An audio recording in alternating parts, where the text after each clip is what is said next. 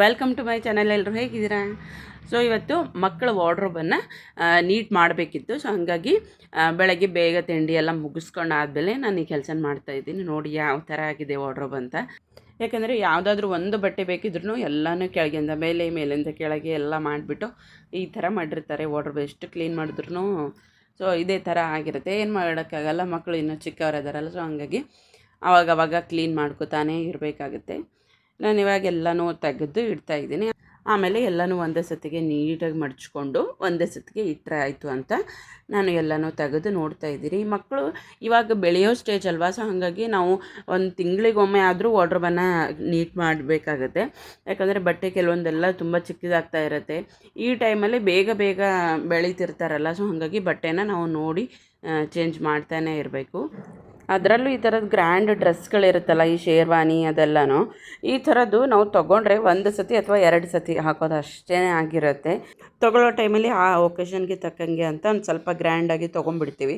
But ಈ ಥರದ ಬಟ್ಟೆಗಳು ಯಾವಾಗೂ ಹಾಕೋಕ್ಕಾಗಲ್ಲ. ಬೇರೆಯವ್ರ ಫಂಕ್ಷನ್ಸಿಗೆ ಹೋಗಬೇಕಾದ್ರೂ ಇದೆಲ್ಲನೂ ಅವಾಗ ಒಂದು ಸ್ವಲ್ಪ ಗ್ರ್ಯಾಂಡ್ ಅಂತ ಅನಿಸುತ್ತೆ. ಬಟ್ ನಮ್ಮ ಮನೆ ಫಂಕ್ಷನ್ ಇದ್ದಾಗ ನಮಗೆ ಗ್ರ್ಯಾಂಡ್ ಹಾಕಬೇಕಂತ ಏನೇ ಇರುತ್ತಲ್ಲ. ಸೊ ಹಂಗಾಗಿ ಈ ಥರದ ಬಟ್ಟೆಗಳೆಲ್ಲ ಸ್ವಲ್ಪ ಚಿಕ್ಕದಾದಾಗ ಹಾಕೋಕ್ಕಾಗದೇ ಇರೋದಾಗ ಬೇಜಾರು ಅನಿಸುತ್ತೆ. ಸೊ ಈ ಥರ ನಾನೆಲ್ಲ ಸಪ್ರೇಟಾಗಿ ಮಾಡಿ ಇಡ್ತಾ ಇದ್ದೀನಿ. ಅಂದರೆ ಈ ಥರ ಶೇರ್ವಾನಿ ಯಾವುದು, ಆಮೇಲೆ ಜೀನ್ಸ್ ಯಾವುದು, ಆಮೇಲೆ shirts, normal shirts, T shirt ಇದೆಲ್ಲ ಸಪ್ರೇಟ್ ಮಾಡಿಟ್ರೆ ಮತ್ತೆ ಆರ್ಗನೈಸ್ ಮಾಡ್ಕೊಳ್ಳೋಕ್ಕೆ ಈಸಿ ಆಗುತ್ತೆ ಅಂತ. ಆಮೇಲೆ ಮತ್ತು ಇವಾಗ ಯಾವ್ದು ಬೇಕು ಅಂತ ನೋಡಿಕೊಂಡು ಅದನ್ನು ನಾನು ಇಡ್ತಾ ಇದ್ದೀನಿ. ಯಾಕಂದರೆ ಇವಾಗ ಸಮ್ಮರ್ ಸ್ಟಾರ್ಟ್ ಆಯ್ತಲ್ವ. ಸೊ ಹಾಗಾಗಿ ಮನೇಲೆಲ್ಲ half T shirt, sleeveless T shirt ಈ ಥರದ್ದೇ ಹಾಕ್ತಿರ್ತಾರೆ, ಶೆಕೆ ಆಗುತ್ತೆ ಅಂತ. ಸೊ ಹಾಗಾಗಿ ಆ ಥರದ್ದೆಲ್ಲನೂ ನಾನು ತೆಗೆದು ಮೇಲಿಡ್ತಾ ಇದ್ದೀನಿ. ಫುಲ್ ಟಿ ಶರ್ಟ್ಸ್ ಅದೆಲ್ಲನೂ ನಾನು ಕೆಳಗಡೆ ಇಡ್ತಾ ಇದ್ದೀನಿ. ಯಾಕಂದರೆ ಅದು ಜಸ್ಟ್ ಹೊರಗಡೆ ಹೋಗುವಾಗ ಅಥವಾ ಯಾವತ್ತಾದರೂ ಬೇಕಾಗುತ್ತೆ. ಬಟ್ ಬೇಸಿಗೆ ಶುರುವಾದ್ರಂತೂ ಈ ಥರದ ಬಟ್ಟೆನೇ ಕಂಫರ್ಟಬಲ್ ಅನಿಸುತ್ತಲ್ಲ. ಸೊ ಹಾಗಾಗಿ ನಾನು ಆದಷ್ಟು ಇದೇ ಥರದ್ದು ಮೇಲೆ ಇಡ್ತಾ ಇದ್ದೀನಿ. ಅಂದರೆ ನಾನು ಸಪ್ರೇಟ್ ಮಾಡಿಟ್ಟಿರೋದು ಮನೇಲಿ ಹಾಕ್ಕೊಳ್ಳೋದು, ಆಮೇಲೆ ಹೊರಗಡೆ ಹಾಕ್ಕೊಳ್ಳೋದು, ಆಮೇಲೆ sleeveless, full T shirts, pants ಒಂದು ಕಡೆ, ಆಮೇಲೆ ಜೀನ್ಸ್ ಒಂದು ಕಡೆ. ಸೊ ಈ ಥರ ಮಾಡಿ ಇಟ್ಟರೆ ಮಕ್ಕಳು ತಮ್ಮದಾಗ ತಾವು ಹಾಕ್ಕೊಳ್ಳೋಕೆ ಹೋದರೂ ಬೇಗನೆ ಸಿಗುತ್ತೆ. ನಾವೆಲ್ಲ ಚಿಕ್ಕವರಾಗಿದ್ದಾಗ ನಮ್ಮಮ್ಮ ಒಂದು ಮಾತು ಹೇಳೋಳು, ನಾವು ಬಟ್ಟೆಗೆ ಮರ್ಯಾದೆ ಕೊಟ್ಟರೆ ಬಟ್ಟೆ ನಮಗೆ ಮರ್ಯಾದೆ ಕೊಡುತ್ತೆ ಅಂತ. ಬಟ್ ಆವಾಗ ಆ ಕಾನ್ಸೆಪ್ಟ್ ಅರ್ಥ ಆಗ್ತಾ ಇರಲಿಲ್ಲ. ಬಟ್ ಒಂದು ಸ್ವಲ್ಪ ಬೆಳೀತಾ ಬೆಳೀತಾ ಅದೇನು ಅಂತ ಗೊತ್ತಾಯಿತು. ಅಂದರೆ ನಾವು ನೀಟಾಗಿ ಬಟ್ಟೆಗಳನ್ನೆಲ್ಲ ಜೋಡಿಸಿ ಇಟ್ಟರೆ ನಾವು ಹಾಕ್ಕೊಂಡಾಗ ಅದು ನಮಗೆ ನೀಟಾಗಿ ಕಾಣಿಸುತ್ತೆ ಅಂತ ಅರ್ಥ. ಸೊ ಹಾಗಾಗಿ ಆ ಕಾನ್ಸೆಪ್ಟ್ ಬಟ್ಟೆ ಯಾವಾಗ ಮಡಚಬೇಕಾದ್ರೂ ಅದೇ ನೆನಪಿಗೆ ಬರುತ್ತೆ. ಸೊ ಹಾಗಾಗಿ ನಾನು ಆದಷ್ಟು ನೀಟಾಗಿಯೇ ಮಡಚಿರ್ತೀನಿ. ಎಷ್ಟೇ ಗಡಿಬಿಡಿ ಇದ್ರೂ ನಾನು ಬಟ್ಟೆ ಮಡ್ಚೋಕ್ಕೆ ಹೋಗಲ್ಲ. ನಾನು ಮೈಂಡ್ ರಿಲ್ಯಾಕ್ಸ್ ಆಗಿದ್ದಾಗ, ನಾನು ಫ್ರೀ ಆಗಿದ್ದಾಗೆ ನಾನು ಬಟ್ಟೆ ಎಲ್ಲನೂ ಮಡಚಿಡ್ತೀನಿ. ಯಾವುದೇ ಬಟ್ಟೆ ಆಗಿದ್ದರೂ ಅಷ್ಟೇ, ಮನೇಲಿ ಹಾಕ್ಕೊಳ್ಳೋದಾಗಿರಲಿ, ಹೊರಗಡೆ ಹಾಕ್ಕೊಳ್ಳೋದಾಗಿರಲಿ, ನಾನು ಇದೇ ಥರನೇ ಮಡಚಿ ಇಡ್ತೀನಿ. ಯಾಕಂದರೆ ನನಗೆ ಆ ಥರ ಹೆಂಗೆಂಗೋ ಮಡಚಿದ್ರೆ ಸಮಾಧಾನವೇ ಆಗಲ್ಲ. ಸೊ ಹಾಗಾಗಿ ಆದಷ್ಟು ಟೈಮ್ ತೊಗೊಂಡೇ ನಾನು ಬಟ್ಟೆಗಳನ್ನೆಲ್ಲ ಮಡಚೋದು. ಆಮೇಲೆ ಈ ಕಡೆ ನಾನು ಎಲ್ಲ ಆರ್ಗನೈಸ್ ಮಾಡಿ ಇಡ್ತಾ ಇದ್ದೀನಲ್ಲ, ಈ ಥರ ಬಾಕ್ಸಸ್ನ ತುಂಬ ಯೂಸ್ ಆಯಿತು ನನಗೆ. ನನಗೆ ತೊಗೊಂಡಿದ್ದು 2 ವರ್ಷದ ಹಿಂದೆ ತೊಗೊಂಡಿದ್ದೀನಿ. ಸೊ ಆವಾಗಿಂದನೂ ಚೆನ್ನಾಗಿ ಯೂಸ್ ಆಗ್ತಾ ಇದೆ ನನಗೆ. ಬುಕ್ಸ್ ಯಾರವ್ರು ತೋರಿಸು. ಹಾಂ ತೋರಿಸು. ಅಲ್ಲ ಇಲ್ಲಿ ಕಾಣಿಸ್ತದ, ನಾ ಎಲ್ಲ ಕ್ಯಾಮ್ರಾ ಆನ್ ಮಾಡೀನಿ. ತೋರಿಸು ಯಾರು ತೋರಿಸು. ಹಿಂಗೆ ತೋರಿಸ್ಬೇಕು. ಯಾರಕ್ಕಿ ಯಾರು ನೀ ಹೇಳು. ಹಾಂ ಸ್ವಲ್ಪ ಕೆಲಸ ಮಾಡಬೇಕು. ಇನ್ನೂ ಅದ ಕೆಲಸ ನಂದು. ನಿಂದು ಅದ ಮಾಡಿ. ಏನು ಮಾಡ್ಲಿತ್ತೀನಿ ನೀನು? ನಾನು ಇದು ನೋಡುತ್ತೀನಿ. ಇದು ಏನದು?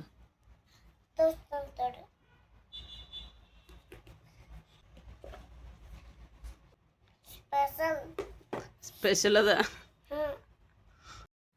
ಇವಾಗ ಎಲ್ಲ ಬಟ್ಟೆನೂ ಮಡಚಿದ್ದಾಯಿತು. ಆ್ಯಕ್ಚುಲಿ ನಾನು 1 ಅವರ್ ತೊಗೊಂಡೆ ಈ ಬಟ್ಟೆ ಮಡ್ಚೋಕ್ಕೆ. ಯಾಕಂದರೆ ಎಲ್ಲ ನೀಟಾಗಿ ಮಡಚಬೇಕಿತ್ತು. ಆಮೇಲೆ ಎಲ್ಲ ಸಪ್ರೇಟ್ ಮಾಡಿಟ್ಟಿದ್ದೀನಲ್ಲ. ಸೊ ಹಾಗಾಗಿ ಒಂದು ಸ್ವಲ್ಪ ಟೈಮ್ ಜಾಸ್ತಿ ಹಿಡಿತು. ಆಮೇಲೆ ನಮ್ಮ ವಾಸಕಿನ ಹಿಡ್ಕೊಂಡು ಮಾಡೋದು ಅಂದರೆ ಒಂದು ಸ್ವಲ್ಪ ಎಕ್ಸ್ಟ್ರಾ ಟೈಮ್ ಆಗೇ ಆಗುತ್ತೆ. ನೋಡಿ ಎಲ್ಲನೂ ನೀಟಾಗಿ ನಾವು ವಾರ್ಡ್ರೋಬ್ ಎಲ್ಲನೂ ಕ್ಲೀನ್ ಮಾಡಿಕೊಂಡು ಆಮೇಲೆ ಇದನ್ನು ಒಂದೊಂದಾಗಿ ಜೋಡಿಸ್ತಾ ಇದ್ದೀನಿ. ಅಂದರೆ ಮೇಲ್ಗಡೆ ಲೈನಲ್ಲಿ ಒಕೇಶ್ನಲ್ಲಿ ಬೇಕಾಗಿರುವಂಥದ್ದೆಲ್ಲ ಇಡ್ತಿದ್ದೀನಿ. ಕೆಳಗಡೆ ಲೈನಲ್ಲಿ ಅಂದರೆ ಮಕ್ಕಳಿಗೆ ಈಸಿಯಾಗಿ ಸಿಕ್ಕುವಂಥದ್ದು ಡೈಲಿ ವೇರದೆಲ್ಲನೂ ನಾನು ಕೆಳಗಡೆ ಇಡ್ತಾಯಿದ್ದೀನಿ. ಆಮೇಲೆ ಈ ಥರ ಚಿಕ್ಕ ಆರ್ಗನೈಸರ್ಸ್ ಇದೆಲ್ಲ, ಚಿಕ್ಕ ಬಾಕ್ಸು ಇದರಲ್ಲೆಲ್ಲ ನನ್ನ ಮಕ್ಕಳದ್ದು ಸಾಕ್ಸ್ ಆಗಿರ್ಬೋದು, ಆಮೇಲೆ ಇನ್ನರ್ ವೇರ್ಸು, ಹ್ಯಾಂಡ್ ಕೀಸು ಈ ಥರದ್ದೆಲ್ಲ ಇಬ್ಬರದೂ ಸಪ್ರೇಟಾಗಿ ಮಾಡಿ ಇಟ್ಟಿರ್ತೀನಿ. ಅಂದರೆ ನಮ್ಮ ವಾಸುಕಿಗೆ ಏನು ಗೊತ್ತಾಗಲ್ಲ, ಎಲ್ಲನೂ ಕಿತ್ತಾಕ್ತಾನೆ. ಬಟ್ ನಮ್ಮ ವ್ಯಾನ್ಶ್ ಹೋಗಿ ತೊಗೊಂಡ್ರೆ ಅವನಿಗೆ ಈಸಿಯಾಗಿ ಸಿಗಲಿ ಅಂತ ನಾನೆಲ್ಲನೂ ಸಪ್ರೇಟ್ ಮಾಡಿ ಇಟ್ಟಿರ್ತೀನಿ ಇಬ್ಬರದೂ.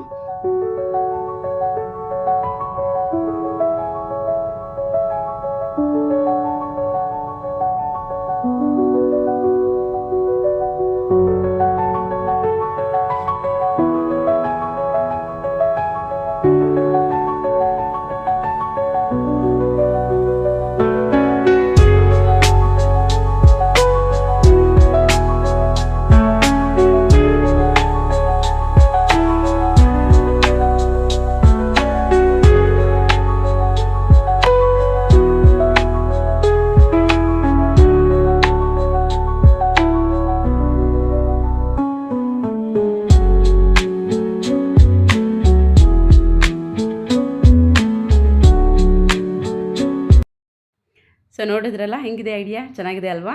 ಸೊ ನನಗೂ ಕೂಡ ಬೇಗ ಪಟ್ಟ ಅಂತ ಫ್ಲ್ಯಾಶ್ ಆಯಿತು. ಎಲ್ಲಿ ಇಡೋದು ಅಂತಲೇ ಗೊತ್ತಾಗ್ತಾ ಇರಲಿಲ್ಲ. ಯಾಕಂದರೆ ನಮ್ಮ ವಾಸಕ್ಕೆ ಕೈಗೆ ಸಿಕ್ಕರಂತೂ ಅದನ್ನು ಡೈಲಿ ಹಾಕ್ಕೊಂಡು ಹಾಳು ಮಾಡಿಬಿಡ್ತಾನೆ. ಸೊ ಹಂಗಾಗಿ ಆದಷ್ಟು ಮೇಲಿಟ್ಟರೆ ನೀಟಾಗಿರುತ್ತೆ ಅಂತ. ಸೊ ನೋಡಿದ್ರಲ್ಲ, ವಾರ್ಡ್ರೋಬ್ ಚಿಕ್ಕದಾಗಿದ್ರೂ ನೀಟಾಗಿ ಇಟ್ಕೋಬೋದು. ಸೊ ಹಂಗಾಗಿ ಚಿಕ್ಕ ವಾರ್ಡ್ರೋಬನ್ನು ಯಾವ ಥರ ಆರ್ಗನೈಸ್ ಮಾಡ್ಕೊಳ್ಳೋದು ಅಂತ ತೋರಿಸಿದ್ದೀನಿ. ಸೊ ನಾನು ಇಷ್ಟೆಲ್ಲ ನೀಟ್ ಮಾಡೋ ಅಷ್ಟರಲ್ಲಿ ಮಧ್ಯಾಹ್ನ ಆಗೇ ಬಿಡ್ತು. ನಮ್ಮ ಹ್ಯಾನ್ಶು ಸ್ಕೂಲಿಂದ ಬಂದಿದೆ. ಸೊ ಹಂಗಾಗಿ ಮಕ್ಕಳಿಗೆ ಒಂದು ಸ್ವಲ್ಪ ಎಳ್ನೀರದಲ್ಲಿ ಕೊಡೋಣ ಅಂತ ಕೊಡ್ತಾಯಿದ್ದೀನಿ.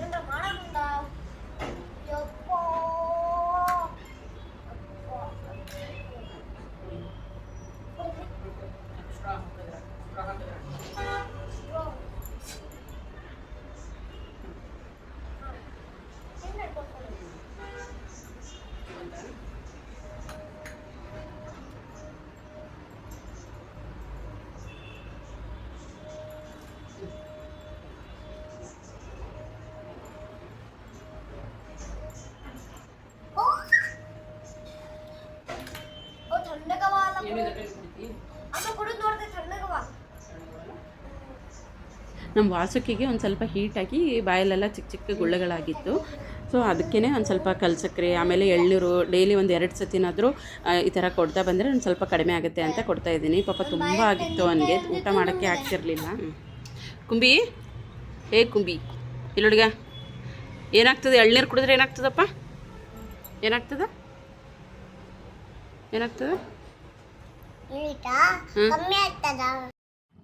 ಆಮೇಲೆ ಮಧ್ಯಾಹ್ನ ಆಗಿತ್ತಲ್ಲ, ಸೊ ಹಂಗಾಗಿ ಅಡುಗೆ ಮಾಡೋಣ ಅಂತ ಅಡುಗೆ ಮನೆಗೆ ಬಂದೆ. ಇವತ್ತು ಒಂದು ಸ್ವಲ್ಪ ಲೇಟೇ ಆಗಿತ್ತು, ಯಾಕಂದರೆ ಎಲ್ಲ ಕ್ಲೀನ್ ಮಾಡ್ಕೊಳ್ಳೋದಿತ್ತಲ್ಲ.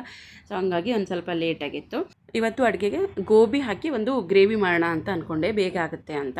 ಸೊ ಹಂಗಾಗಿ ಇಲ್ಲಿ ಒಂದು ಸ್ವಲ್ಪ ನೀರನ್ನು ಕಾಯಕ್ಕಿಟ್ಟಿದ್ದೀನಿ. ಅಂದರೆ ನಾವು ಬಿಸಿ ನೀರಲ್ಲಿ ಹಾಕಿ ಒಂದು 5 ನಿಮಿಷ ಬಿಟ್ಟರೆ ಚೆನ್ನಾಗಿ ಕ್ಲೀನ್ ಆಗುತ್ತೆ ಗೋಬಿ ಎಲ್ಲನೂ.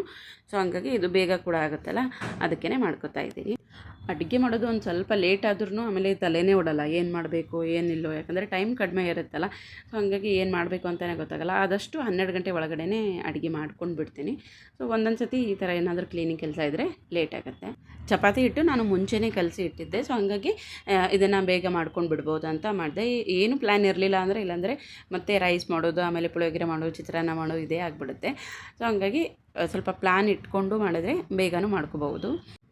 ಆಮೇಲೆ ಈ ಗ್ರೇವಿಗೆ ಒಂದು ಸ್ವಲ್ಪ ಆಲೂಗಡ್ಡೆ ಕೂಡ ಹಾಕ್ತಾಯಿದ್ದೀನಿ. ಆಮೇಲೆ ಒಂದು ಸ್ವಲ್ಪ ಬಟಾಣಿ.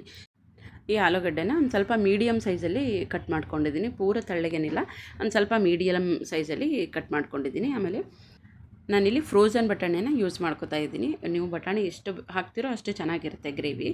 ಸೊ ಹಂಗಾಗಿ ನಾನಿಲ್ಲಿ ಫ್ರೋಝನ್ ಬಟಾಣಿ ತೊಗೊಂಡಿದ್ದೀನಿ. ಆಮೇಲೆ ಈ ಕಡೆ ಗೋಬಿ ನಾನೊಂದು 15 ನಿಮಿಷ ಆಗಿತ್ತು ಬಿಸಿ ನೀರಲ್ಲಿ ಹಾಕಿಟ್ಟು, ನೋಡಿ ಚೆನ್ನಾಗಿ ಕ್ಲೀನಾಗಿದೆ. ಆಮೇಲೆ ಒಂದು ಸ್ವಲ್ಪ ಸಾಫ್ಟ್ ಕೂಡ ಆಗಿದೆ. ಸೊ ಇಷ್ಟ ಆದರೆ ಆಮೇಲೆ ನೆಕ್ಸ್ಟು ಒಗ್ಗರಣೆ ಮಾಡ್ಕೊಳ್ಳೋದು.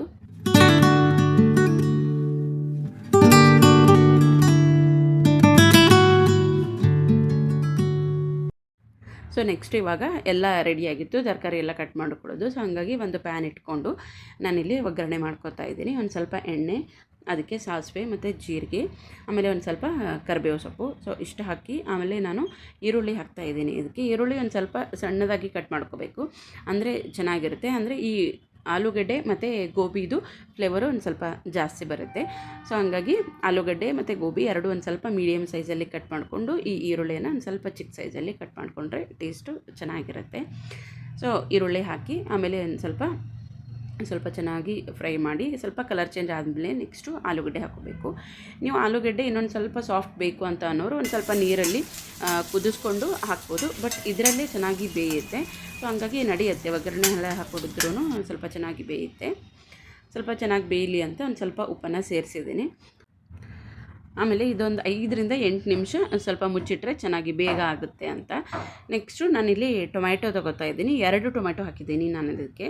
ಸ್ವಲ್ಪ ಗ್ರೇವಿ ಅಂತ ಅಂದರೆ ಸ್ವಲ್ಪ ಹುಳಿಯಾಗಿರಬೇಕು. ಸೊ ಹಾಗಾಗಿ ಟೊಮ್ಯಾಟೋನ ಸೇರಿಸ್ತಾ ಇದ್ದೀನಿ. ನೀವು ಇಲ್ಲಾಂದರೆ ಲಾಸ್ಟಲ್ಲಿ ನಿಂಬೆಹಣ್ಣು ಕೂಡ ಹಾಕ್ಬೋದು, ಬಟ್ ನಾನಿಲ್ಲಿ 2 ಮೀಡಿಯಮ್ ಸೈಜು ಟೊಮೆಟೋನ ಕಟ್ ಮಾಡ್ತಾ ಇದ್ದೀನಿ. ನೆಕ್ಸ್ಟು ನಾವು ಟೊಮ್ಯಾಟೊ ಪ್ಯೂರಿ ರೆಡಿ ಮಾಡ್ಕೋಬೇಕು. ಸೊ ಹಾಗಾಗಿ ಕಟ್ ಮಾಡಿ ಇಟ್ಕೊಂಡಿದ್ದಂತಹ ಟೊಮೆಟೋನ ನಾನು ಪ್ಯೂರಿಯಾಗಿ ರೆಡಿ ಮಾಡ್ಕೋತಾ ಇದ್ದೀನಿ. ಆಮೇಲೆ ಟೊಮ್ಯಾಟೊ ಜೊತೆಗೆ ನಾನಿಲ್ಲಿ ಗೋಡಂಬಿ ಹಾಕೋತಾ ಇದ್ದೀನಿ. ಒಂದು 4ರಿಂದ 5 ಗೋಡಂಬಿ ಹಾಕೋದ್ರಿಂದ ಟೇಸ್ಟು ಚೆನ್ನಾಗಿ ಬರುತ್ತೆ. ಆಮೇಲೆ ಗ್ರೇವಿ ಕನ್ಸಿಸ್ಟೆನ್ಸಿ ಕೂಡ ಕರೆಕ್ಟಾಗಿ ಬರುತ್ತೆ. ಸೊ ಹಂಗಾಗಿ ಒಂದು ಸ್ವಲ್ಪ ಗೋಡಂಬಿ. ಇಲ್ಲಿ ಟೊಮ್ಯಾಟೊ ಪ್ಯೂರಿ ಕೂಡ ರೆಡಿ ಆಯಿತು. ಆಮೇಲೆ ನೆಕ್ಸ್ಟು ಈ ಕಡೆ ಚೆನ್ನಾಗಿ ಬೆಂದಿತ್ತು ಆಲೂಗಡ್ಡೆ ಮತ್ತು ಈರುಳ್ಳಿ ಎಲ್ಲನೂ. ಒಂದು ಸ್ವಲ್ಪ ಚೆನ್ನಾಗಿ ಕೈ ಆಡಿಸ್ಬಿಟ್ಟು ಆಮೇಲೆ ನಾವು ಉಳಿದಿರುವಂಥ ಇಂಗ್ರೀಡಿಯೆಂಟ್ಸ್ ಎಲ್ಲನೂ ಹಾಕ್ಕೋಬೇಕು. ಫಸ್ಟು ಈ ಟೊಮ್ಯಾಟೊ ಪ್ಯೂರಿ ಏನು ಮಾಡಿಟ್ಕೊಂಡಿದ್ವಲ್ಲ ಅದನ್ನು ಸೇರಿಸ್ಬೇಕು. ಅಂದರೆ ಅದು ಟೊಮ್ಯಾಟೊದಲ್ಲಿರುವಂಥ ಹಸಿ ವಾಸನೆ ಎಲ್ಲನೂ ಕಡಿಮೆ ಆಗುತ್ತೆ. ಹಾಗಾಗಿ ಟೊಮ್ಯಾಟೊ ಪ್ಯೂರಿಯನ್ನು ಹಾಕ್ಕೊಂಡು 1 ನಿಮಿಷ ಕೈ ಆಡಿಸ್ಬೇಕು. 1 ನಿಮಿಷ 2 ನಿಮಿಷ ಕೈ ಆಡಿಸಿದ್ರೇ ಈ ಟೊಮ್ಯಾಟೊದು ಕಲರು ಚೇಂಜ್ ಆಗುತ್ತೆ. ಸೊ ಆಮೇಲೆ ನಾವು ರುಚಿಗೆ ಎಷ್ಟು ಬೇಕೋ ಅಷ್ಟು ಉಪ್ಪನ್ನು ಸೇರಿಸ್ತಾ ಇದ್ದೀನಿ. ಅಂದರೆ ಗ್ರೇವಿಗೆ ಎಷ್ಟು ಬೇಕೋ ಅಷ್ಟು ನೋಡಿಕೊಂಡು ಉಪ್ಪು. ಆಮೇಲೆ ನಾನು ಖಾರದ ಪುಡಿ ಹಾಕೋತಾ ಇದ್ದೀನಿ. ನಾನಿಲ್ಲಿ ಮೆಣಸಿನ್ಕಾಯಿ ಪುಡಿ 1 ಸ್ಪೂನ್ ಹಾಕ್ಕೊಂಡಿದ್ದೀನಿ. ಆಮೇಲೆ Kashmiri red chilli powder 2 spoon ಹಾಕ್ಕೊಂಡಿದ್ದೀನಿ. ಅಂದರೆ ಒಂದು ಸ್ವಲ್ಪ ಕಲರ್ ಚೆನ್ನಾಗಿ ಬರುತ್ತೆ. ಆಮೇಲೆ ಒಂದು ಸ್ವಲ್ಪ ಧನಿಯಾ ಪುಡಿ, ಆಮೇಲೆ ಜೀರಿಗೆ ಪುಡಿ. ಸೊ ಒಂದು ಅರ್ಧ ಸ್ಪೂನ್ ಆಗೋಷ್ಟು ಜೀರಿಗೆ ಪುಡಿ. ಆಮೇಲೆ ನೆಕ್ಸ್ಟು ಗೋಬಿಯನ್ನು ರೆಡಿ ಮಾಡಿ ಇಟ್ಕೊಂಡಿದ್ವಲ್ಲ, ಸೊ ಅದು ಗೋಬಿ ಹಾಕ್ತಾಯಿದ್ದೀನಿ. ಆಮೇಲೆ ಬಟಾಣಿ ಕೂಡ ಇದೇ ಟೈಮಲ್ಲೇ ಸೇರಿಸ್ಕೊಂಡು ಸ್ವಲ್ಪ ಚೆನ್ನಾಗಿ ಮಿಕ್ಸ್ ಮಾಡ್ಕೋಬೇಕು. ಸೊ ನಾವು ನೀರು ಹಾಕ್ದೇನೆ ಒಂದು ಸ್ವಲ್ಪ 1 ನಿಮಿಷ ಅಥವಾ 2 ನಿಮಿಷ ಚೆನ್ನಾಗಿ ಮಿಕ್ಸ್ ಮಾಡ್ಕೋಬೇಕು. ಅಂದರೆ ಈ ಮಸಾಲೆ ಎಲ್ಲನೂ ಕರೆಕ್ಟಾಗಿ ಎಲ್ಲ ಕಡೆಯೂ ಹರಡುತ್ತೆ. ಆಮೇಲೆ ಇದಕ್ಕೆ ಒಂದು ಸ್ವಲ್ಪ ನೀರು ಹಾಕಿಬಿಟ್ಟು ಒಂದು 5ರಿಂದ 10 ನಿಮಿಷ ಕುದಿಸ್ಕೋಬೇಕು ಇದು. ಯಾಕಂದರೆ ಈ ಆಲೂಗೆಡ್ಡೆ ಆಮೇಲೆ ಬಟಾಣಿ ಆಮೇಲೆ ಗೋಬಿ ಇದೆಲ್ಲದರಲ್ಲೂ ಮಸಾಲೆ ಚೆನ್ನಾಗಿ ಮಿಕ್ಸ್ ಆಗಿ ಫ್ಲೇವರ್ ಚೆನ್ನಾಗಾಗುತ್ತೆ. ಆಮೇಲೆ ಸಾಫ್ಟ್ ಕೂಡ ಆಗುತ್ತೆ. ಹಾಗಾಗಿ ಒಂದು 5ರಿಂದ 10 ನಿಮಿಷ ಚೆನ್ನಾಗಿ ಮುಚ್ಚಿಟ್ಬಿಟ್ಟು ನಾವು ಬೇಯಿಸ್ಕೋಬೇಕು. ಸೊ ಆ ಗ್ರೇವಿ ರೆಡಿ ಆಗೋಷ್ಟರಲ್ಲಿ ನಾನು ಈ ಕಡೆ ಚಪಾತಿ ಮಾಡ್ಕೊಂಡು ಬಿಡೋಣ ಅಂತ ಈ ಕಡೆ ಚಪಾತಿ ಹಿಟ್ಟು ರೆಡಿ ಮಾಡಿಟ್ಟಿದ್ದೆ ಫಸ್ಟೇ. ಸೊ ಹಂಗಾಗಿ ಈ ಕಡೆ ಚಪಾತಿಯನ್ನು ಲಟ್ಟಿಸ್ತಾ ಇದ್ದೀನಿ.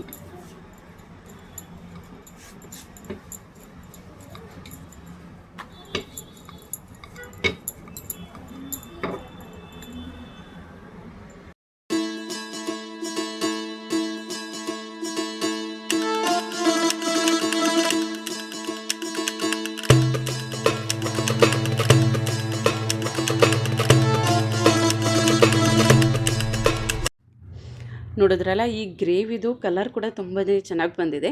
ಸೊ ಎಲ್ಲನೂ ಚೆನ್ನಾಗಿ ಮಿಕ್ಸ್ ಆಗಿತ್ತು. ಆಮೇಲೆ ಕನ್ಸಿಸ್ಟೆನ್ಸಿ ಕೂಡ ಕರೆಕ್ಟಾಗಿತ್ತು. ಸೊ ಹಂಗಾಗಿ ಲಾಸ್ಟಲ್ಲಿ ಒಂದು ಸ್ವಲ್ಪ ಕೊತ್ತಂಬರಿ ಸೊಪ್ಪು ಹಾಕಿದ್ರೆ ಗೋಬಿ ಆಲೂ ಗ್ರೇವಿ ರೆಡಿ ಆಗಿಬಿಡುತ್ತೆ. ಊಟಕ್ಕೆ ಇವತ್ತು ಒಂದು ಸ್ವಲ್ಪ ತುಂಬಾ ಲೇಟಾಗಿಬಿಟ್ಟಿತ್ತು, 3 ಗಂಟೆ ಆಗಿಬಿಟ್ಟಿತ್ತು. ಸೊ ಲೇಟ್ ಆಗುತ್ತಲ್ಲ, ಮಕ್ಳಿಗೂ ಕೂಡ ತುಂಬಾ ಹಶ್ವಾಗಿತ್ತು. ಸೊ ಹಂಗಾಗಿ ಫಸ್ಟು ಮಕ್ಳಿಗೆ ಬಡಿಸ್ಬಿಡೋಣ ಅಂತ ಅವ್ರಿಗೆ ಬಡಿಸ್ಕೊಟ್ಬಿಟ್ಟೆ. ಆಮೇಲೆ ನೆಕ್ಸ್ಟು ನಾನು ಟೇಸ್ಟ್ ಮಾಡೋಣ ಅಂತ ಒಂದು ಪ್ಲೇಟ್ಗೆ ಎಲ್ಲನೂ ಸರ್ವ್ ಮಾಡ್ಕೊತಾ ಇದ್ದೀನಿ.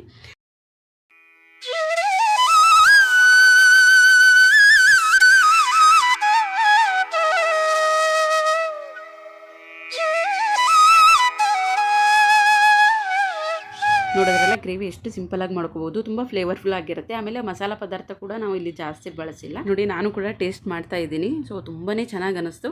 ನಾನು ಕಂಟಿನ್ಯೂಸಾಗಿ 1, 2 ತುತ್ತು 3 ಹಾಗೇ ತಿಂತಾನೇ ಇದ್ದೀನಿ. ಸೊ ತುಂಬಾ ಫ್ಲೇವರ್ಫುಲ್ ಆಗಿತ್ತು. ಸೊ ವಿಡಿಯೋ ನಿಮಗೆಲ್ಲ ಇಷ್ಟ ಆಗ್ತಾಯಿದ್ರೆ ಪ್ಲೀಸ್ ಒಂದು ಲೈಕ್ ಮಾಡೋದನ್ನು ಮಾತ್ರ ಮರಿಬೇಡಿ. ಆಮೇಲೆ ಚಾನಲ್ಗೆ ಸಬ್ಸ್ಕ್ರೈಬ್ ಮಾಡಿಕೊಂಡು ನೋಡಿ. ಸೊ ವಿಡಿಯೋನ ಎಂಡ್ವರೆಗೂ ನೋಡೋದಕ್ಕೆ ಥ್ಯಾಂಕ್ ಯು. ಸಿಗ್ತೀನಿ ಮತ್ತೊಂದು ವಿಡಿಯೋ ಜೊತೆಗೆ.